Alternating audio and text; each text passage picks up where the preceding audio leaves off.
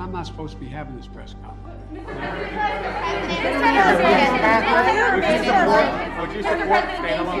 President, did Senator Manchin break his commitment to you? When you announced the framework, the White House says that all 50 senators were believed to get behind it, all 50 Democratic senators. So did Senator Manchin break his commitment to you?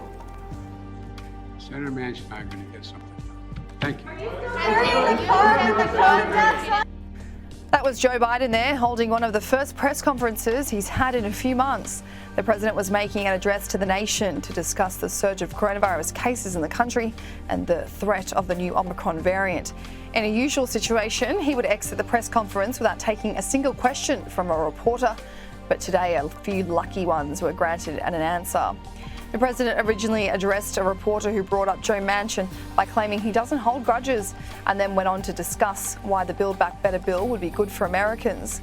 He finishes his few-minute rant with, "I'm not supposed to be having this press conference," despite copying copious amounts of backlash for failing to front the media. The waffling on and the president not properly speaking to the microphone caught the attention of some social media users who claimed they couldn't understand what the president was trying to say. One person said, "I tried really hard to listen to Biden's press conference, but that whispery mumbling he does put me to sleep in 5 minutes." Another said, "That one had all the hallmarks of a great Biden speech: the incoherent mumbling, the citation of made-up statistics, the creepy whispering, the angry old man shouting, one for the archives." Finally, "This entire speech is an embarrassment. Look, I voted for Biden, but Jesus, this guy can hardly form a sentence without coughing or mumbling." Joe Biden then takes a final question from a reporter who asked him if Joe Manchin broke his commitment to the president when he announced the framework of the social spending package. He replied, "Senator Manchin and I are going to get something done," and exits the podium to the sounds of journalists yelling out questions. In one of the biggest talking points of the week, Democrat Senator Joe Manchin opted to not support Biden's big spending package. It was a huge blow for the Biden administration, who were relying on all 50 Democrat senators to vote in favour of it in order to pass by the end of the year.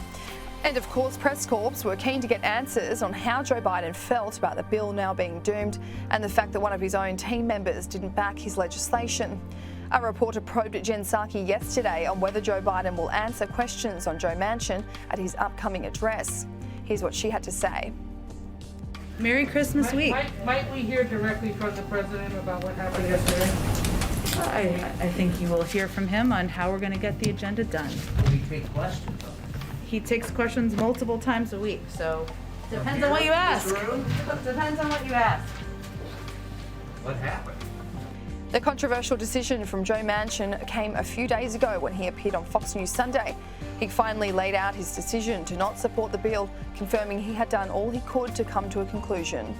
Senator Manchin has remained adamant that the $1.9 trillion package would cause further damage to America's already record-high inflation crisis.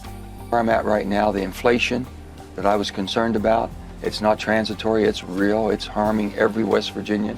It's making it almost difficult for them to continue to go to their jobs, the cost of gasoline, the cost of groceries, the cost of utility bills. All of these things are hitting in every aspect of their life. And you start looking at, then you have the debt that we're carrying at $29 trillion. You have also the geopolitical unrest that we have. You have the COVID variant, and that is wreaking havoc again. People are concerned. I've been with my family. I know everyone's concerned.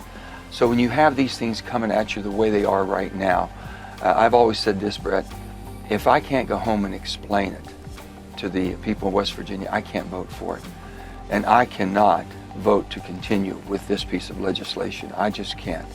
I've tried everything humanly possible. I can't get there.